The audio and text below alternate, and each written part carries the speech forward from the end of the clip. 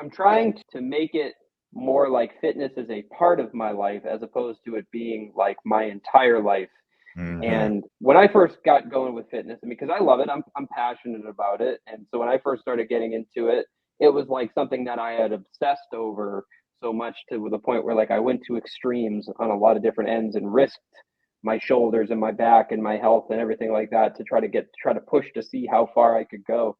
But it's just like as the years have gone on, it's like I've scaled back and I'm just like, this is to help aid my life. This is to make other aspects of my life better. I don't want this to be my entire life. Welcome to the Total Fitness Bodybuilding Podcast with Lee Hayward and Jeff Samataro. Since 1997, Lee Hayward's Total Fitness Bodybuilding has been online helping guys to build muscle, lose fat, and become the best version of themselves. The goal of this podcast is to provide you with real-world practical fitness and nutrition advice to look your best, improve your health, and feel confident in your own skin, so you can live life to the fullest without having your body holding you back from doing the things you want to do. So if you're ready to get started, let's jump into the show. Welcome to the Total Fitness Bodybuilding Podcast with Lee Hayward, joined again with Jeff Samataro. Nice to see you, buddy. I had to do a couple solo episodes while you were gallivanting around the country. Yeah. Well, I'm sure you managed just fine, Lee. I know you have a lot of experience talking to yourself on the Q&A. I have a lot of experience. Maybe I need some help with that. It's only weird if you talk back to yourself. Yeah. So how's life been treating you now over the past couple weeks? I know we were just briefly chatting before we started the recording there, but you've been back and forth to California because you're getting settled away or trying to get settled away with the whole move process. Oh man, it's been absolutely wild. Everybody told me that it was going to be crazy moving across the country, and they were right. They were right. It is wild. I would not wish this on my worst enemy. Just like getting the house together and moving and selling the house and finding a place to live and setting up all the stuff that needs to get set up and then interviewing for jobs. I'm interviewing for jobs out there remotely. So also that saying goodbye to everybody has been an absolute heartbreak. So there has been nothing easy about this so far, and I still got to plan the road trip. We're driving across the country. We're driving from New Hampshire all the way to Los Angeles. So I got to plan that out. How far we're going to drive each day, what hotels we're going to stay at. It's just wild. It's one thing after the other, and I'm still trying to keep my workouts going. Still trying to stay consistent with all that, which thankfully I've been able to do. That kind of ties in nicely to the topic of discussion for today's podcast, because a lot of our coaching students, guys who've been going through the Muscle After 40 program, now that summer is here, they're going on summer vacation, they're visiting family, and this poses a challenge when it comes to fitness and nutrition, healthy lifestyle choices, all that kind of stuff. I mean, let's face it, living a healthy lifestyle, exercising regularly, eating properly, that's hard on the best of days. So we really should dive into some strategies on how we can deal with that. And I'm just curious to hear, how have you been dealing with it? Because I know like you were literally last week, I think you were in Los Angeles looking for a place to stay and all that. So when you're traveling, you're totally out of your element. So like, how have you been making do? What are some strategies that you've been doing to minimize the damage? Well, in the program, we always talk about being good enough, but being good enough consistently. And I've really had to exercise that mentality throughout the past couple of weeks, that's for sure. Because not only did we fly out to Los Angeles, we're out there for 5 days, but we also came back, and then it was July 4th weekend. And of course, you have family that wants to get together, and everything's all centered around food and drinking and partying and doing all that kind of stuff. So it's been a struggle for sure, but I've just tried to keep some real core habits in place, like making sure that I'm working out, staying consistent with my workout schedule as much as I can. There have been some days where I've had to skip or modify a workout. So typically I have a nice routine that I like to do that includes a certain amount of sets, a certain amount of reps and all that. So I've had to scale that back on some certain days, depending on the time limitations that I've had. For diet, just trying to be good enough. So looking at the options and the things that are presented in front of me and saying like, okay, well, what's the best possible choice that I could make in this scenario right now? So looking for the options that are not fried, where there's some semblance of vegetables in there, uh, some semblance. Trying to stay away from alcohol, which is no problem for me because I don't drink. We only on my birthday or very rare occasions. So that's not a problem. Even though it's been scaled back and it looks a little different than how it is on a given week when everything is just kind of falling into routine, I've still managed to pretty much be myself and consistently stick with my core habits. So I'm proud of myself for that. It hasn't been perfect, but it's been good enough. And that's where that whole philosophy or mindset, good enough consistently, or another way of saying it, we want to be consistently good versus occasionally great. Most people in those scenarios would say, well, if it can't be perfect, if it can't be great, then screw it. Why bother doing anything at all? And then they just let everything go out the window. The workouts go out the window. The nutrition goes out the window. It's just, the all or nothing trap, right? If I can't be all in, then screw it. I ain't going to do a darn thing. But there's always a way to dial it up or dial it back. Like we always have more control than we give ourselves credit for. Like even when you're out to a family dinner and people say, well, I didn't make the meal, I'm not in control of what people serve. You're still in control of what you decide to put on your plate. Like, especially if it's just think like a holiday potluck or barbecue or something like that, where you go around and you take up the food. You can choose what food you put on the plate. And chances are there's going to be some healthier options. Like it's probably going to be a salad. There's probably going to be some fruit. There's probably going to be some leaner options of food choices. It doesn't always have to be deep fried or fatty or whatever. You have choice. And even in the worst case scenario, if you have not good choices, you're still in control of how much you eat. You can just have smaller portions of those not so good choices. And I find too that if there's options that are healthier in front of me, and I know if I can look ahead and say like, all right, well, for dinner tonight, there's going to be junk food or something not very good. So like for lunch, there's a lot of more vegetable options. So what I'm going to do is I'm going to maybe eat a little bit more of those vegetables and kind of bank them, if you will. So that way I'm not as hungry when it comes to dinner time, or having something planned ahead. So like meal prepping and being like, okay, well, it's going to be a late night tonight, and I know on the way home I'm going to want to fast food or something like that. But if I have something ready to go in the car, like a protein bar or something, like I can make it home, and then I won't be starving, and then I won't have the temptation to stop. If you prioritize it and you look ahead and see things that are coming around the corner that aren't going to be ideal for you, then you can plan around that. Be in control of the things you can control, in other words.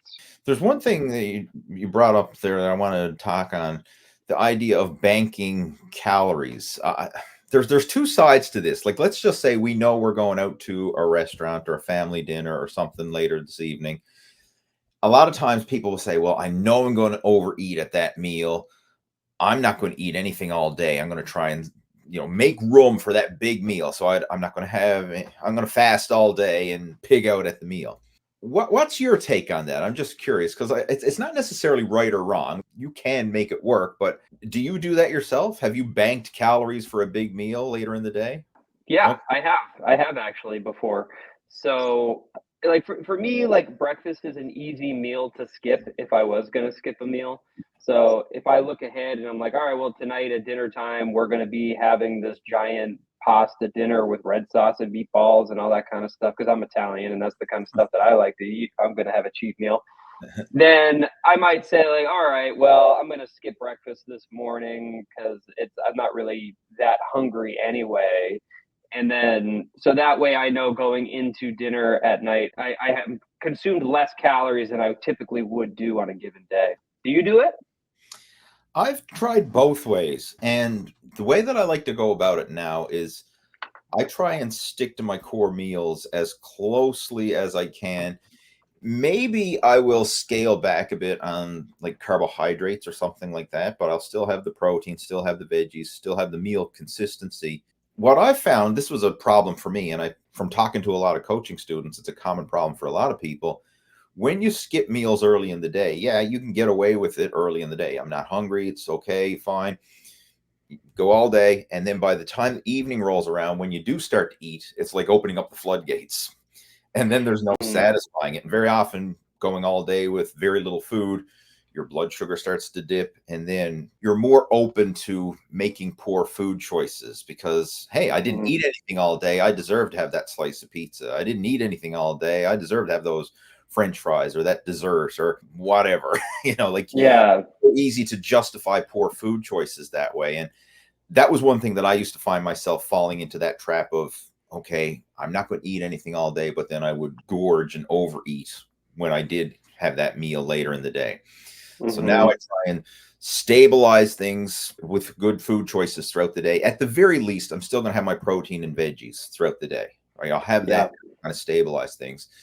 And then if I do overeat a little bit for that meal later in the day, whether the family dinner or the restaurant meal, whatever it is, then I just make sure to get right back on track for the very next meal.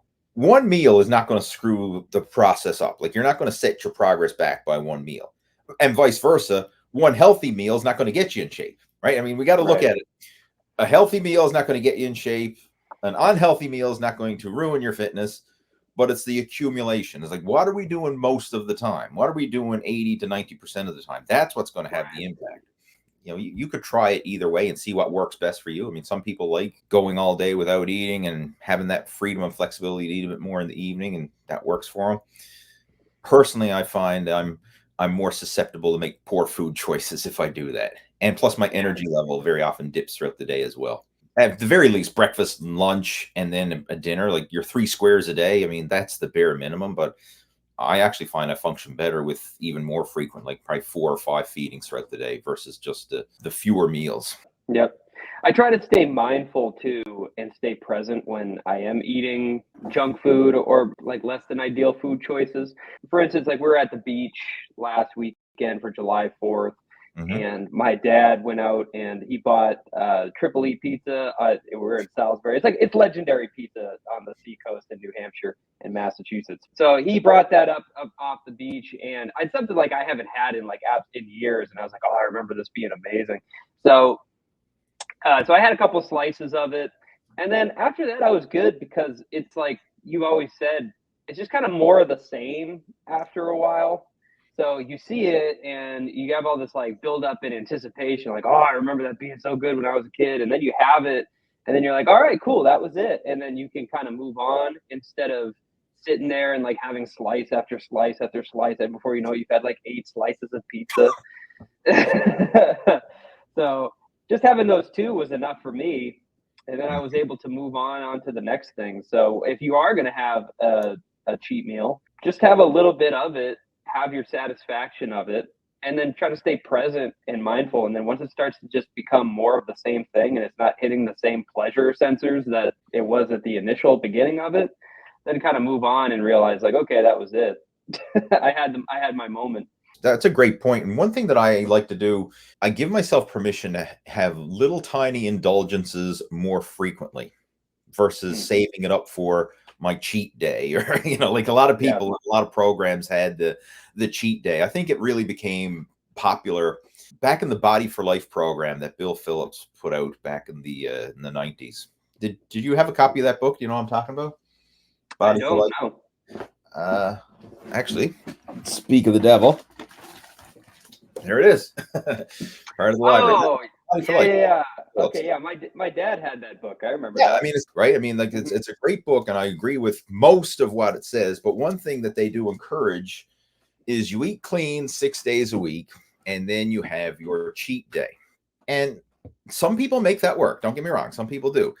But I would take that concept and I would blow that out of proportion, because for me, Saturday was cheat day. I was really bending the rules of cheat day, because how I would structure cheat day is, okay, Friday night, I would stock up on whatever we wanted to get. Like, okay, if we were going to have potato chips and chocolate bars and cookies, and maybe we order a pizza and everything else, I'd have that all there. 12:01 Friday night / Saturday morning. So midnight, soon as the clock, I would look at my watch. Wow. Like 12:01. Okay. It's Saturday, technically. So cheat day begins. And I'd have this big, massive binge at midnight, usually like watching a movie and pizza and chips and whatever else. And then wake up Saturday morning and I'd probably have pancakes and sausages and whatever, like typical fried breakfast stuff. And whatever I wanted throughout the day, burgers and fries and yada, yada, yada, ice cream. Like I would just gorge right up until 11:59 Saturday night. So I had a full on cheat day. And what I found happening is I was consuming so much on that cheat day that I was canceling out my calorie deficit for the week. I was under the impression, because hey, Bill Phillips said in the book, you can have a cheat day, right? That's not going to hurt you. Cheat day calories don't count. So I made sure to make it work, right? Make it worth my while. I was going to have a damn good cheat day. Wow. And what I found is the better solution and a healthier and more enjoyable one is if you're craving something. Let's just say I am craving some ice cream. Oh, I'll have a little ice cream. Like sometimes we'll go to the ice cream shop and I'll buy a kid size ice cream. The last time I took the family over to the ice cream shop, Mom, Dad, and Harvey ordered a kid size ice cream. So all three of us have the kids. And because of course, back in the day, it used to be Dad got to get the large, Mom got to get the medium, Harvey gets the kids. Right? Yep. Now we all get the kid size ice cream. And I find that's enough to satisfy that ice cream craving that I have. And I just drastically cut the calories because the portion is only a fraction of the size of the large one. Yeah. It's kind of like what you say, like more of the same. Like once I've eaten that kid size ice cream, if I had another one or a bigger one, like it's not going to be better. It's just more of the same at that point.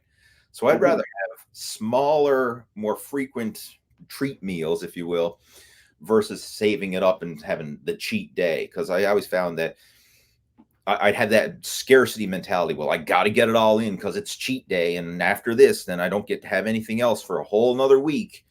Better make it worthwhile now. And I'd end up overeating on that cheat day. Whereas now I don't plan it in advance. I just, if I'm craving something, okay, yeah, we're going to have it. And I'll have a little bit of it, get that craving out of the system, say, okay, I'm good. And I find when you don't put limits on it, you don't want it as much, because like knowing that, hey, I can go get an ice cream anytime I want. I can go have a cookie anytime I want. But the fact that I know I can have it whenever I want, I don't want it as much. Right. Yeah. Versus say you're not allowed to have that, right? You got to save it for cheat day. Then all week long you're craving, and those cravings are building and building subconsciously. Unleash the beast. I just go overboard. Yeah. I think that's great because it's like after a while, like it hits your taste buds, you get that like hit of dopamine, and then every bite after that is going to just get less and less and less like pleasurable until before you know it, it's just bland, right? And it doesn't hit the same as it does on that first bite. So just get that out of the way, have a small little portion of it, and then be able to walk away, be mindful of how you're feeling.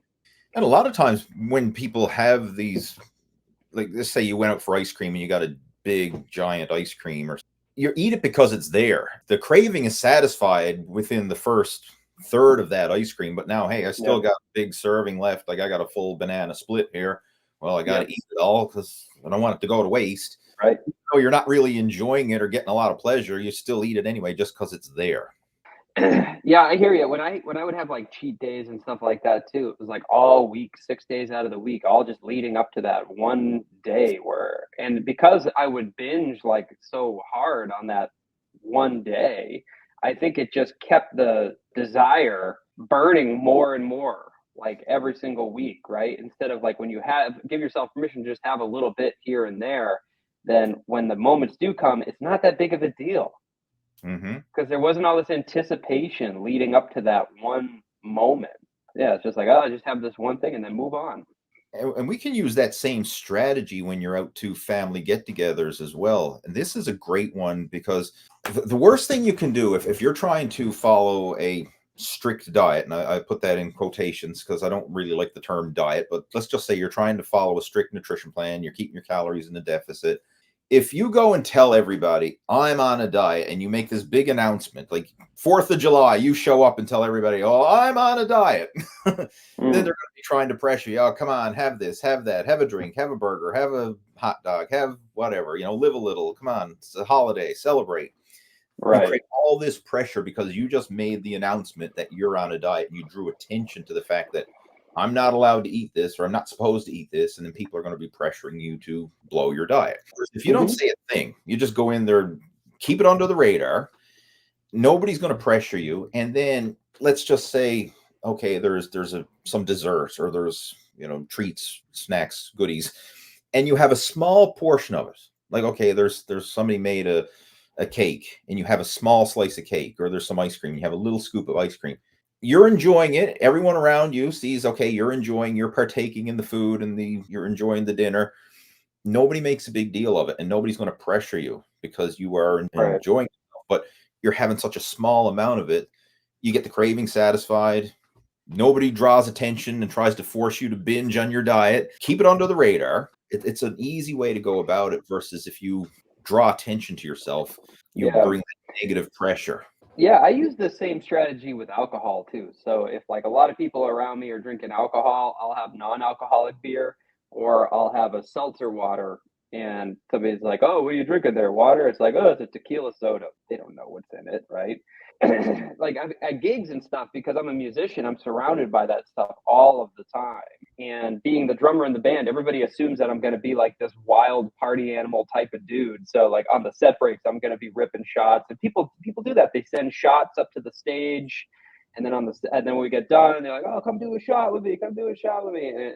And for me, I have no interest in doing that anymore. I lived that life years and years ago, and every time that I do partake in it, where I'm like, "All right, yeah, sure, I'll do it," it's like I immediately regret it because I hate how it makes me feel, and it's crazy that I lived so many years of my life doing it, because now that I've walked away from it, I feel so much better in my everyday life.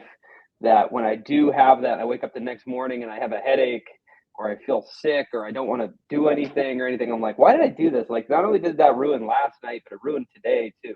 48 hours of my life completely gone because I had a moment of weakness last night. Having non-alcoholic beer, just having something in your hand, so that way when you're at social events, you can have something to drink, and nobody's going to look at the label.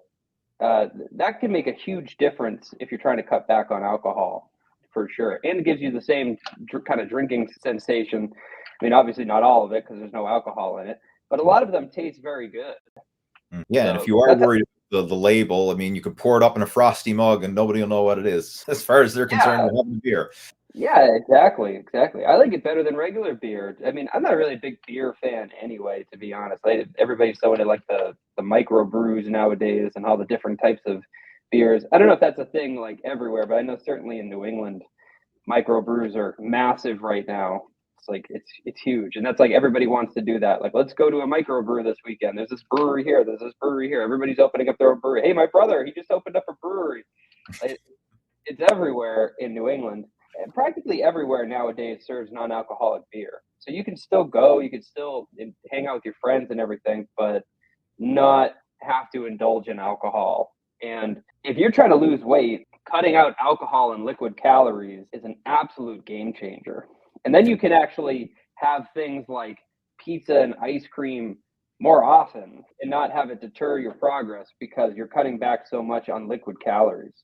It's not just the calories either. Like, when there's alcohol in your system, that is a totally different substance versus protein, carbs, fat, and just calories in general. Like alcohol, it takes priority. I mean, it's a toxin and it takes priority, and your body has to metabolize that alcohol to zero blood alcohol before it's going to start metabolizing the other food that you eat. So when you put alcohol in your system, like that literally puts the brakes on fat burning and energy metabolism, and everything gets put on the back burner until that alcohol gets metabolized first. And then you can go back to burning fat and calories as normal. So when you have alcohol in your system, I mean, all that other food you're consuming literally gets put into storage mode. And where does it get stored? Stored as excess body fat. And that's where the whole beer belly comes about. And it's not just beer. This applies with hard liquor, with wine, any type of alcohol. Like, I have to make that clarification because I know so many people who they think there's a difference. Like, alcohol is alcohol. It doesn't matter if it's delivered in a beer, in a bottle of wine, rum or whiskey or vodka or whatever. I remember my uncle back in the day, he went to the doctor and the doctor said, "Do you drink?" And he says, "No, I never touch the stuff." And then he says, "Well, do you drink beer?" And he says, "Oh yeah, I have a few beer every week." But he thought alcohol meant hard liquor. Yeah. Beer didn't count, right? I don't drink because I don't drink, rum or whiskey or whatever. But hey, beer, that doesn't count. That's not drinking. Right? Oh man. But it's not just the calories. It is the fact that alcohol literally puts the brakes on fat burning. And of course, it's causing all kinds of stress to your body. I mean, there's no nutritional value in alcohol, and it's finally become debunked, that whole myth that moderate drinking is healthy. I'm sure you probably heard that before. Oh, moderate drinking is good for your blood pressure, is good for your heart, is good for this, is good for that. That was a whole marketing ploy by the liquor companies just to sell more booze. Because if they could push it off and say, hey, moderate drinking is healthy, and everybody considers themselves a moderate drinker, and moderate is very subjective. Like, moderate could be, okay, I have a glass of champagne on New Year's, or moderate could be I have 2 glasses of wine with every meal, and it's still moderate. But if they say, if they were to put out the negatives of it, then that would deter people. But trying to put out, hey, this is healthy, this is good for you, you should drink a little bit, it's good for you. Nobody should ever drink alcohol for the health benefits, and that's been debunked, right? Right. Yeah. I mean, not to be preachy or anything like that, but like, I just have such a different mindset and mentality towards alcohol and drinking than I used to. And I remember when you and I started working together, that was one of the hardest things. I remember like messaging you and being like, so like, when can I drink? How, because just thinking like, oh, if I never drink, like, I'm going to lose all my friends. I'm not going to be the fun guy at the party anymore. And who am I even going to be if I don't drink and everything? And it was such like an identity crisis for me when I had first gotten into it. But once I stopped drinking and I stepped back from it, I started to look at it from like an outside perspective. And I started to realize that alcohol does absolutely zero for you. It does nothing for you. It does nothing to improve your life whatsoever. I mean, you might have some fun or something for like a moment in time, but the way that it destroys your body, it destroys relationships for the most part if it gets to be excessive. It kills your drive. It kills your ambition. It kills any chance of you working out or exercising the day after if you've had too much. It's just like, I just see it completely different now than how I used to see it. And I just see it as there's just zero benefit in doing it. In the program, we've talked about like meals of meaning. Do you remember that lesson? Mm-hmm.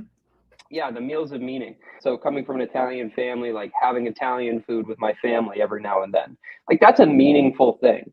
Does it do anything for my health and fitness or make me stronger or faster or more mobile or anything like that? No, but it's a meaningful thing that I do with my family. So it's important to me and something that I can do. Whereas alcohol is most of the time, alcohol is just like, oh, it's Friday night, let's just go get hammered. Or it's Saturday or it's the Sunday barbecue, let's get hammered. It just ends up just becoming a habit more than it ends up becoming anything meaningful at all. I believe in that 80-20 rule, where like 20% of your decisions are going to affect 80% of your results. I really think that cutting out alcohol was one of those small things that led to a massive change in who I am. It changed my identity. It changed what I value. It changed what I prioritize. And yeah, it was hard at the beginning, but once I got out of it, now I have no interest in ever going back to it. I can appreciate where you're coming from. And I never had a problem with alcohol, but I did drink socially. And how I got out of it was every time I would get ready for a bodybuilding show, I would always cut out alcohol as part of my pre-contest diet. And I remember back in 2011, this was when I did my last bodybuilding show that I did, because I took a hiatus after that. And when I was doing my contest prep, stopped alcohol 6 months out, after the show was over, I was like, I don't really miss it. I went 6 months without a drink, and I was like, I really don't feel like it. I don't miss it. So at the post contest party, I didn't have a drink, and I just decided, I don't want to drink, and I never had one since. So that was 2011. That's a long time, but I feel so much better knowing that I'm not putting that into my system. But one thing that I found is not being a social drinker anymore. It did eliminate some drinking buddy friendships, but those friendships weren't really meaningful friendships to begin with. They were only friends if there was an open bottle. There was no other connection outside of drinking. Like, we didn't hang out outside of there. There was no family get-togethers or anything else. It was just let's go to the club. You'd meet up at the clubs, or maybe you go to a house party that was a drinking party or something like. Yeah. But there was no meaningful relationship or friendship outside of a drinking situation. So a lot of those friendships naturally evaporated because, hey, if I'm not drinking, these people don't want to be around me, right? Yeah. So it didn't. It wasn't. I had to cut anybody out. They cut me out, if you will, because it was just. And I had no problem with that, because when I looked at the bigger picture, zoom out and look at it from a third person perspective, is this person or this relationship helping me in any way, shape, or form? Not really. It was only a drinking buddy relationship. It wasn't a meaningful friendship. So a lot of those will evaporate. Like, you will probably have fewer friends if you want to count your drinking buddies as friends, but the friends that you do keep are going to be more meaningful. And then that also opens up room for creating better friendships. Yeah. You have that time available now that you can spend with other people. And looking back at it now, like, I do not regret stopping alcohol, and I have no intentions whatsoever of ever going back to drinking again. Like, there's no desire. And even the pleasure you get from it, the way I like to look at it is you're borrowing pleasure. Like, you're borrowing next day's pleasure the night you're drinking, right? So you feel really good when you get your buzz on when you're drinking, but the next day you feel like crap. So, like, you got a high and then the next day you got a low. I'd rather have a nice stable, feel good all the time versus feel really good and then really shitty the next day. Sure. Yeah. Yeah. And people forget that it's like, you're going to have a period of real big high followed by a period of real big low. And that's what I think about now when I'm tempted to drink, is like, do I want to experience this low the next morning? And 9 times out of 10, it's no, because there's something I need to do. There's a priority that I have. There's an obligation I need to do. And I'm not going to be at my best self if I'm down here. So yeah, I don't regret it at all.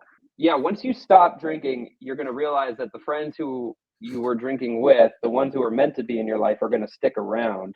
And then the ones who aren't meant to be in your life because you're hanging out just because you're someone to drink with, those people are going to quickly, it's almost instantly, are going to disappear from your life. So, but you're going to create a new network. And that's what's hard about it, is that you have to break down and destroy who you previously were to rebuild a new you, a better you. And there's going to be a period of kind of refiguring that out. Like, who am I when I'm not the partier, when I'm not the drinker, when I'm not out on Friday nights doing keg stands? Like, who am I? But once you find out who that is, I feel like it takes a lot of mental stress, anxiety, depression, burden off of your life, because now you have a clear identity, as opposed to just being somebody who drinks. I also use that similar strategy to stay consistent with my workouts. Let's just say in the moment you're not feeling like exercising. It's like, oh, it'll be so much nicer just watch a Netflix show or be lazy, whatever. I'll be lazy right now. That'll feel good in the moment, but you're going to regret it afterwards. That momentary pleasure of being lazy is going to feel a lot worse when you have that regrets, versus if you just bite the bullet, get the workout done. Okay, it's an hour. Suck it up, buttercup, go to the gym, get it done.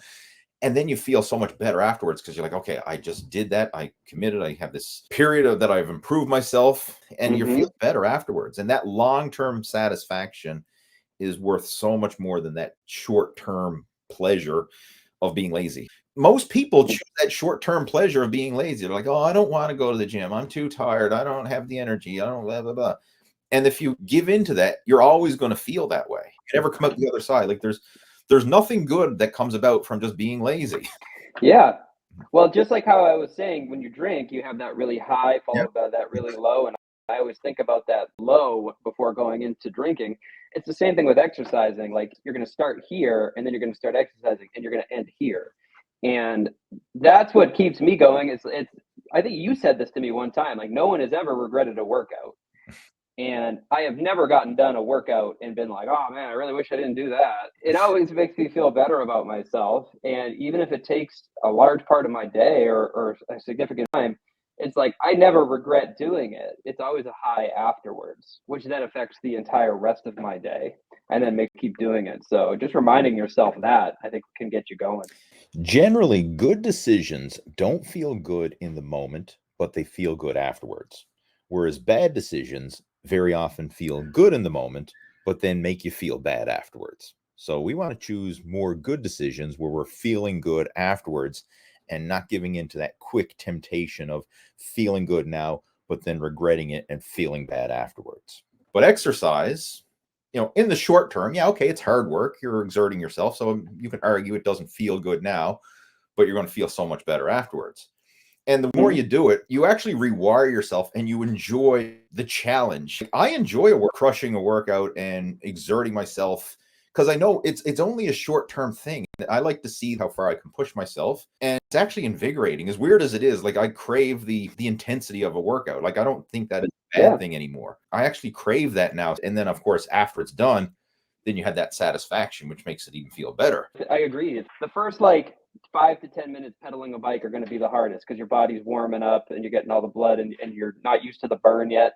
But then after a while, when you're pedaling, it's like you stop. It's almost like you stop feeling the burn in a way. It's like your legs kind of become numb to it after a while. And then the same thing with lifting weights. It's like that first set is kind of rugged where you're like, all right, because it's like you warm up to a point where you're like, all right, I think I can get any more warm. I just got to just do it. And now, and then once you get that first set out of the way, you get a pump going. You're feeling strong. You look in the mirror. You're looking good. You're like, all right, cool. Now let's go. And then the rest of it just kind of happens, and it's not that big of a deal. It's that old cliche that getting started is the hardest part. It's true. Once you're going, you're going. The key here is we really need to minimize the overthinking and the starting process. Like, less friction you can put in place, the more likely you're going to be consistent. There's rarely a day where I wake up where I'm like, all right, cool, let's go work out. Like it always takes me a little bit of a pep talk. But after a while now, it's like, it's not negotiable. Like I'm not sitting on the couch going like, should I not? I'm already actively getting there. It becomes so much easier to get going once you've built that habit of doing it. How have you been managing that now over the past couple weeks where you've been extra busy with travel and things like that? I stay consistent when the opportunity is there. If I look ahead and I'm like, all right, I'm traveling this weekend, Thursday, Friday, Saturday, Sunday, I'm going to get back Monday, I'm going to be exhausted, I'm not going to work out Monday, then I know that the days leading up to that, I'm going to have to hit every single session. So I think it's a myth that you need like a ton of volume to keep your progress or making progress. And I've fallen into that trap before in the past where I just keep thinking like more is better, more is better. But now I'm starting to realize, and this is a really enlightening thing, the less that I've been working out, the stronger I've been getting per session because I'm giving my body adequate time to rest and recover instead of going real hard on every single session. I used to do 3 total body sessions a week, and there's been some weeks where I've been cutting it down to like 2, or there was one week where I even did 1. But I hit that one session with a ton of intensity when I did get down there. And I found that I was adding reps like crazy. So what's the goal? The goal is to get stronger. But when you're going to a session real rested, then you can hit it with more intensity than if you're fatigued from previous day's workouts. So it's making the most of the moments that are available to you instead of trying to get in there every single day. Because at this point right now, with everything going on, that's not feasible. Nice. The goal of strength training isn't just to do more strength training. It's actually to make progress. And you want to do it in the most efficient way. We're not just trying to do more workouts for the sake of more workouts. Like you don't get bonus points for just plugging in time. You're trying to actually make progress. And it's amazing how little you can do and still make progress. And to kind of share an example, like one guy that I'm working with now, a local in-person coaching student, we normally try and work out 3 days a week. But of course, life throws curveballs and wrenches in the way. So a lot of times we're only getting in twice a week. 3 is a good week, but there's a lot of times you say, oh, I'm working overtime, something's happening, family's in visiting, this and that, and the other thing, can't make it today. All right, hey, fine. Well, we'll pick it up the next day. So sometimes we're only getting in twice a week. But each time we're training, whether that's 2 to 3 days a week, he's getting stronger. He only started working with me 4 months ago. He just recently pulled a 400-pound deadlift. Wow. It's just because each week he's just getting stronger and stronger and stronger, just because we're seeing that progressive overload. And the thing is he gives adequate rest and recovery time, 2 to 3 workouts a week, and he's getting exponentially stronger. I mean, it blows my mind, the strength, but with that structured training and every single workout, it's just personal best. It's very rare that we don't see some form of progression in an exercise somewhere. But it's just awesome. good enough consistently, 2 to 3 days a week, and it's compounding. Consistency compounds. The more traditional approach that most people do and say, oh, I got to work out every day, and maybe he's in there 5-6 days a week, and he does it for 2 or 3 weeks in a row, and then it's like, oh man, I can't keep this up. Screw it. Mm-hmm. And then he takes a week or 2 off, and then tries to get back into it again, and then a week or 2 off. And whereas if you just do a little bit consistently, who doesn't have time for 2 workouts a week? Like, you could make progress with 2 workouts a week. If they're structured workouts done in a progressive overload fashion, that's really all it takes. Like, if you're looking for the minimalist approach, you could get stronger. You could build a muscular physique with 2 workouts a week. Now, could it be better? Yeah. I mean, I think 3 to 4 would be the maximum for strength training, and then supplement that with cardio. Right? I've cut out a lot of the fluff too. That's another thing. So doing just going in and just kind of hammering the basics has been huge for me too. So just trying to go into a session, be like, okay, I need to push, I need to pull, I need to hinge, I need to squat, I need to do some kind of lateral side to side motion, and just hitting all of the different types of movements and doing one exercise per movement. So lately, I've been going in, instead of doing a chest day or something like that, what I'll do instead is I'll do okay, I'm going to hit dips, I'm going to hit pull-ups, I'm going to hit lunges, I'm going to hit deadlifts, I'm going to hit a hinge. And then the next day going in there being okay, I'm going to hit push-ups, I'm going to hit rows, I'm going to hit a squat, and I'm going to hit a Cossack squat, like a lateral side to side kind of squat. Then the next day I'm going to go in, I'm going to hit abs, I'm going to hit in some kind of hip flexor raise, some kind of lateral glute, like a crab walk with a resistance band around your feet, something like that to hit the sides, and just trying to hit everything and the basics, and trying to do that consistently instead of going in and doing a million different curl variations or a million different chest variations or back variations or anything like that. Just trying to get stronger at the basic core things: pull-ups, dips, push-ups, lunges, squats, hinges, things like that. Staying consistent with those things, you're going to see a ton of progress, and meaningful progress too. I love that. That's a great way to structure your workouts versus the traditional bro split where you're doing multiple variations of the same movement pattern.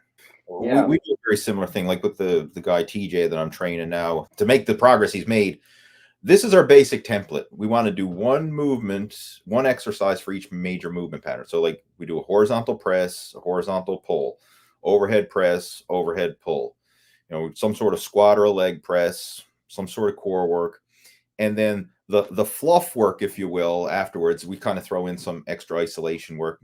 Some days it might be some calf work, some isolation for biceps and triceps, maybe some side lateral raise work or whatever. But the core stuff is always horizontal push, horizontal pull, overhead push, overhead pull, some sort of squat or leg press, and some core work. That's the fundamentals right there. That gets done pretty much every workout. But we'll change it up too. And what I mean by that is some days, okay, we're going to do a barbell bench press. Some days it's going to be a dumbbell bench press. Some days it's going to be a push-up. Some days it's going to be a dip. But it's always that working those same muscles, but we'll change up the movement pattern. Same with the rows. Sometimes it'll be a barbell row, dumbbell row, machine row, cable row. Yeah, but we're always doing just one exercise per movement pattern. And I keep records. We keep a training journal, and we keep records on each one of these. So then when he goes back to, all right, it's been a couple weeks since we did the barbell bench press. Last week you did, this much weight. Let's see if we can better it.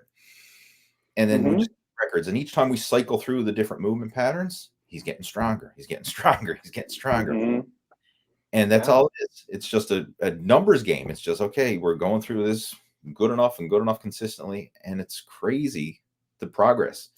And even at the gym, like the other strength and conditioning coaches that are there, a lot of them, like, they have a hard time wrapping their head around this, because every time we go in there, what are you training today? Total body. Oh, total body. Right. I'm like, yeah, my client's making better progress than your client. Yeah. Sure, it's not chest day and back day and leg day and arm day. And, okay, yeah, we got 8 bicep exercises on the menu for bicep day, right? Right. We're going to do a dumbbell press and a bench press and a chest press and a fly and an incline press and a decline press. And, like, you're overkilling the press. Just do one press. Totally. Yeah.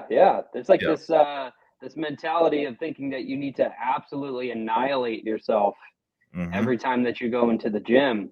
And instead of the more boring approach, which is like, okay, I'm just going to go in and hit this one thing and just do that consistently over the course of months and years. Yeah. You're going to recover better. You're going to get stronger. And not only that, you're going to be able to live your life a little bit better too. Every time I've gone to the gym and annihilated myself, it's like the same thing with drinking. You wake up in the morning and you're like, why did I do that? Yeah, that was awful. I can't even sit on the toilet. I did so many squats yesterday. It's like that kind of awful. And so who wants that? Especially if you're just doing this recreationally, right? If you're not going there because you're looking to be the next Mr. Olympia, then why do you need to destroy yourself and do a million different chest exercises? It's so that way you wake up in the morning, you feel really super sore, and you're like, oh, cool, I did something. One of the key things that I really emphasize, and this is the biggest challenge I have with my coaching students, is holding them back. Because we'll do an exercise, we'll set a personal best, for example, and he said, oh, I think I can do more. And I said, no, we're going to stop today. That's more than you did last day, right? You still feel like you got more in the tank. That's good. I want to leave you hungry and leave you wanting more, leave you wanting to come back and try to do better the next time, versus going in there and totally emptying the tank, risking injury, and then kind of dreading the next workout, or, feeling painfully sore. Like, ideally, once you get into the rhythm of working out, you shouldn't be sore afterwards. Like, maybe you'll feel a little dull ache. Okay, like I can tell I did some squats yesterday, or I can tell I did some bench presses, but it shouldn't be a painful soreness. You should be able to function fine the next day. You shouldn't be, again, hurting to sit on the toilet or agonizing to climb a flight of stairs, or like, you should be able to go through the workouts and feel fine the next day. And that's ironic. The thing is, the better shape you get in, the less soreness you're going to experience. Only beginners who feel that painful delayed onset muscle soreness. If you are getting that, you're probably overdoing it. Now, with that being said, I mean, it's not necessarily a bad thing. Like, you got to realize everything comes, there's a range here. If you really push yourself, or you try a new exercise you never did before, something like that, okay, yeah, you're probably going to be a little bit more sore than normal. But most of the time, there shouldn't be a lot of soreness after a workout. There should be minimal. And we always think of holding back. Like, instead of draining and going 100%, let's go 80 to 90%. Leave a little bit of reserve, that little bit of buffer room, so that we can be good enough consistently, versus going all in, annihilating yourself, and then not being able to. Yeah. It's a scale, right? Intensity, consistency, right? If you're super, super intense, you're probably going to be less consistent over time. Whereas if you want to be consistent, you're probably going to have to scale down your intensity if you're going to do it long term. And we both know, and we tell people all the time, that consistency over the long term is where you're going to see all of your results. Nothing is ever going to beat doing something consistently over the course of years. No amount of intensity. Yeah. It's just consistency trumps intensity every time. Go in there and kill yourself and give it 100% today, but that's not going to lead to any long-term results. Easy workout done consistently will outproduce the most intense ball-busting workout done inconsistently. Yeah, correct. Some real practical take-home stuff, but you know what? A lot of people might think this is the basics, but it's consistency with the basics that really makes the big difference. And even when we're working with our coaching students within the Muscle After 40 program, is we're constantly hammering home the basics. And a lot of the stuff that we just talked about here, we're constantly drilling in, because I see it over and over again where guys, they get overzealous. And one of the biggest pitfalls is sometimes when people are not consistent, then they try and make up for it with intensity, saying, well, I didn't work out at all this week, so man, next time I go to the gym, I got to kill it, right? I got to make up for those missed workouts. And then they end up overdoing it, straining something, hurting something. Like one of the guys, I'm not going to mention his name now, but he's currently rehabbing a shoulder injury because he did just that. Got slack with the workouts, never really did anything for a couple weeks. And then when he went back in, hammered it too hard, ended up hurting his shoulder. And now he's going through rehab for that. So the fact that he pushed himself too hard, now that even hinders his consistency even more, because now he's got a shoulder injury. Whereas if you just keep the intensity down, but the consistency up, you'll make way better progress long term. That's the easy way. Like knowing that I can go into the gym and I can do an easy workout, like that takes the dread and the fear of working out of the equation. Yeah, 100%. It's like with leg days and stuff. When I used to have like a designated leg day, God, it was just like dreading it all week and would look for every excuse to not do it. But now that I stopped putting 200-300 pounds on my back and trying to squat to the point of where it was kind of scary. Yep. And instead opting for things like safer variations and doing more total body workouts where it's like, I'm going to do 1 leg or 2 leg exercises a session instead of doing like 6 or 7, and doing variations that I'm comfortable with, like doing single leg lunges and like side to side lunges. Like those kinds of things make me feel safer and make me feel better about doing it consistently over the long term. So those are the variations that I do because I'm making the most progress with them because I'm the most comfortable doing them. Now, could I have bigger legs if I was doing back squats and stuff like that? Yeah, maybe, but like I don't care really about that. I care more about doing it over the long term. So it was what worked for me, and I had to scale back the intensity, but it works. That really gets back to functional strength as well, because I'm going to share an example. Look at like yoga and different stability balance based exercises like that. Like anybody who thinks yoga is for pussies has never actually done yoga before, because yoga is hard, and anything that involves stability, like these things you mentioned, like the single leg lunges and the lateral ones going side to side and all these different variations, you're hitting stabilizers and balance muscles and so much things that require coordination and skill and real world functional strength versus just piling on a bunch of plates on a leg press or doing a squat rack. I mean, I've seen, top level bodybuilders who can probably squat 400 or 500 pounds for reps, and then try to get them to do a yoga pose, like maybe like hold a warrior pose where they're kind of like in a lunge position, and then they topple over because they don't have the balance and stability, even though they got massive legs and they can leg press 10 plates aside or whatever, hold a basic yoga pose.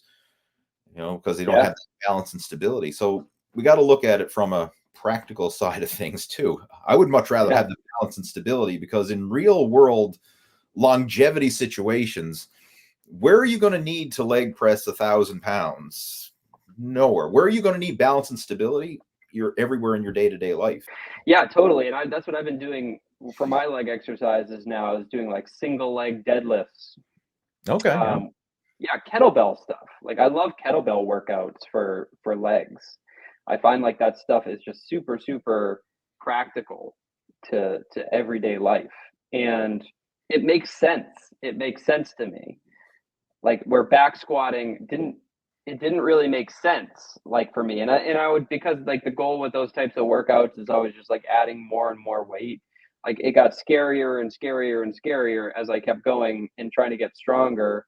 And then like things would happen, like form would go to shit, or like I would start to like go faster to try to use momentum to get out of the hole, stuff like that. Like I'm not really building real strength. It's just like momentum, and it just didn't feel right for me. I didn't see the point in doing it. And I'm like, why am I risking my lower back, my spine, all this stuff to squat all this weight? It doesn't make any sense for me and my practical everyday needs. Yeah, so I just stopped doing it altogether, and I found I've made way more leg gains and progress doing what it is that I'm doing now than I ever did trying to do the old school bodybuilding way. Now that's just me. Like, I know there are guys, obviously, like you have made humongous progress doing back squats. I'm just suggesting an alternative. Mm-hmm. And I love that point of view. And there is a point of diminishing returns. Like I still incorporate squats and deadlifts and the the leg presses and these big heavy exercises and bench presses and all that. But there is a point of diminishing returns. Like once you get so strong with them, just simply trying to get stronger. Like let's just think the squat. Okay, you build up so much raw strength with the squat, and then in order to take it to the next level, okay, now we need a weightlifting belt. Now we need knee wraps. Now we need a full-on powerlifting suit, and you just keep adding these extra elements to just take the weight higher and higher. Like once you get to a certain point, like you have the fundamental strength, and we can kind of like maintain it while then building other aspects of strength. That's kind of like the way I go about my workouts now. Personally, I don't use a weightlifting belt or knee wraps or anything like that in my training. If I can't support the weight with my own body naturally, it's too heavy. In my powerlifting and bodybuilding days, yeah, I did belt wraps. I mean, when I was powerlifting, I did the full-on bench shirt, squat suits, the whole 9 yards. And yeah, it exponentially increases the amount of weight you can lift, but it also exponentially increases the risk of injury, because if something goes wrong, like you get out of that groove that you're in, like you shift your weight ever so slightly to one side, or you get forward or back, or now you could literally throw your lower back out, or like when you're doing a super heavy bench press, it starts to twist a certain way. Next thing you know, there goes the rotator cuff, or there goes a pec tear. Right. You're teeter-tottering on the limit. So I'm not saying don't do these exercises, but realize they have their limitations from a practical point of view. And I like the balanced approach. That's why I like to incorporate different exercise variations and focus on the whole strength, mobility, flexibility, stamina, endurance, like not just the one-dimensional side of fitness, but having that well-rounded. So what you're doing, I mean, I totally agree with that. And some people may need to prioritize that, especially if they've been for years just doing the heavy barbell lifts. And okay, I can squat 300 plus pounds for reps or whatever their number is, and insert heavy weight for you. But now maybe focus on the balance and stability side of things and the flexibility. Totally. And this has been a period of maturity for me in the past couple of years here, is like realizing that there's more to fitness than just hypertrophy. Yeah. And trying to focus on those other aspects. And I found too that by focusing on those other aspects, my strength has gone up as a result of it. So it was that missing link that I didn't address before. So it's a different type of strength than just going in and just tearing down, building up, tearing down, building up, tearing down, building up over and over and over again. So, and I enjoy the process a lot more this way as well. It is a sign of more maturity with your fitness and just body awareness. I get this a lot. People who've known me for years sometimes comment and say, well, you're not as big as you used to be. Right? I remember you used to be huge back in the day or whatever. And now, oh, you lost all your muscle and this and that. And I mean, I still don't think I'm overly skinny. I mean, I am by some people's standards, but like, hey, 195 pounds at 5'6" isn't technically skinny. Like, I'm still obese on the height weight chart. Yeah. The thing is like, as I've gotten going, like, or I've continued to keep going, I give less of a shit about that kind of stuff. Like how big I am. I don't care. I don't care anymore. When I first started, I cared because that's like everybody's objective. Everyone wants to be bigger. Like, all right, I want to get bigger. I want to look like I lift. And, right. Exactly. Yeah. It's like, I just don't care about that stuff anymore. It's not worth it to me. And it's like, cool, I added an extra inch to my legs or an extra inch to my arms or whatever like that. It's like, does anybody care? And how is that benefiting you in day-to-day life? Really? Yeah, I remember, I'll never forget this. When you and I, we met each other in Nashville. Yeah. We were we were having lunch and we were talking about lifts and everything like that. And I remember I was like, oh, I was doing this for a while, but then I stopped because I didn't feel like it was adding any size or something like that. And I remember I was just like, and I was like, yeah, just because, I'm trying to get bigger. So what should I do to get bigger? And you just looked at me and you were like, well, why does that matter? And I just remember coming from you, a fitness coach, I was just like, what do you mean? What do I, like, why does that matter?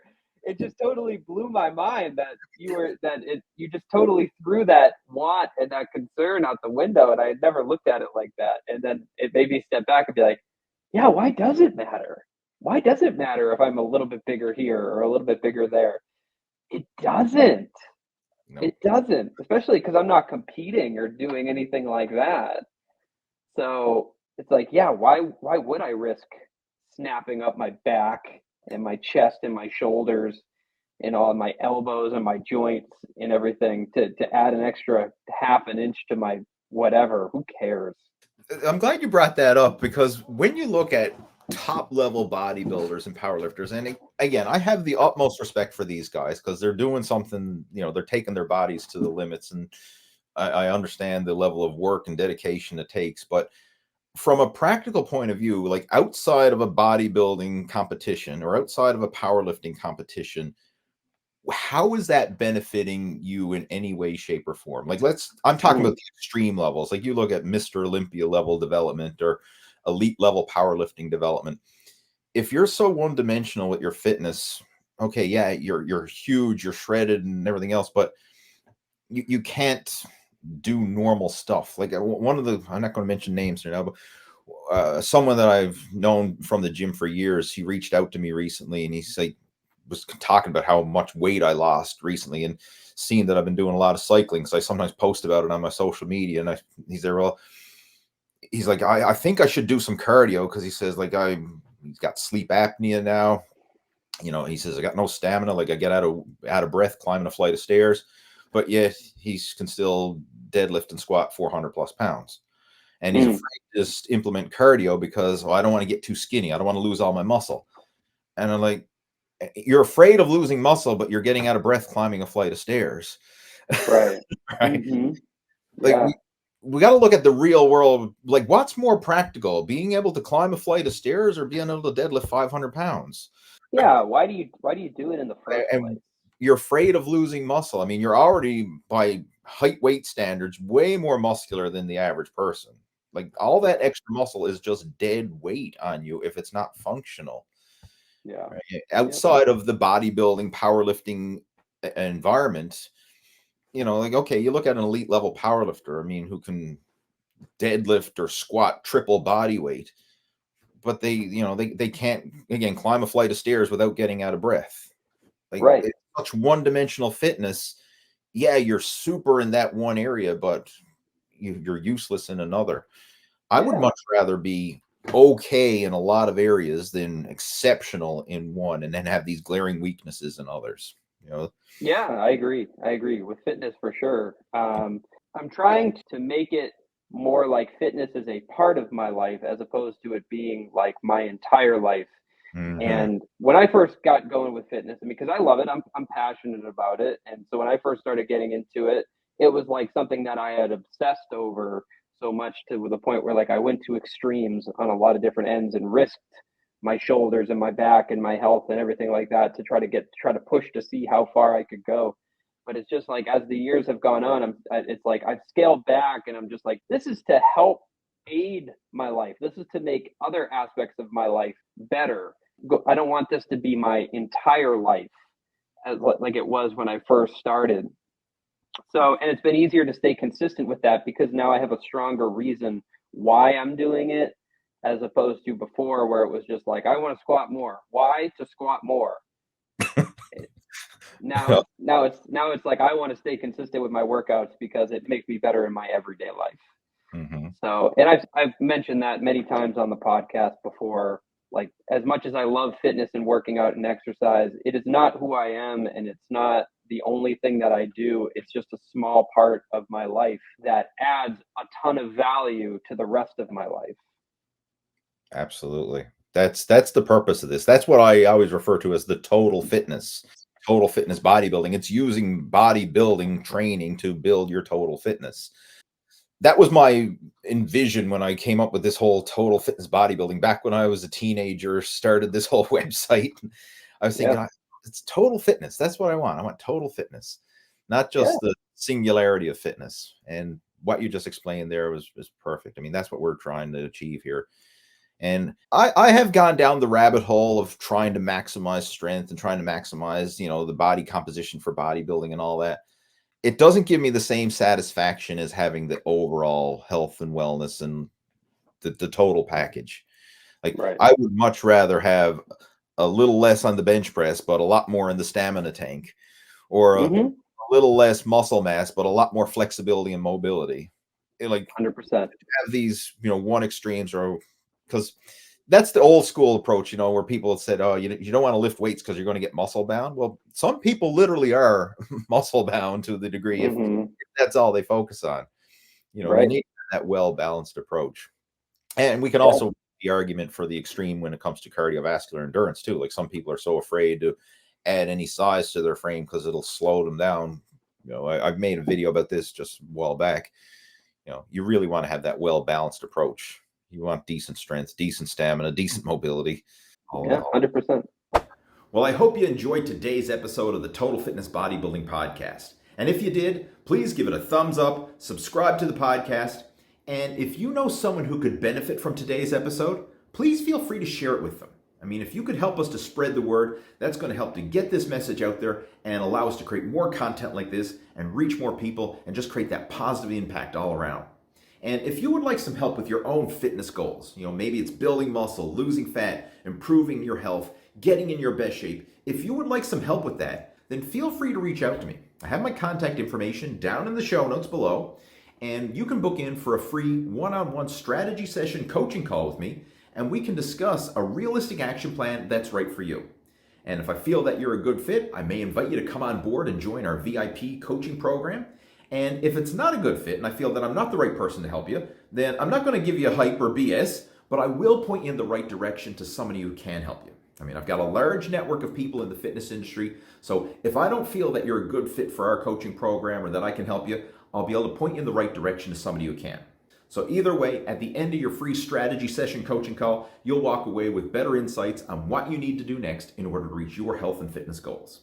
So that clues it up for today's episode. And we'll be back again next Tuesday at 11 a.m. Eastern Time with another episode of the Total Fitness Bodybuilding Podcast. Take care. Over and out.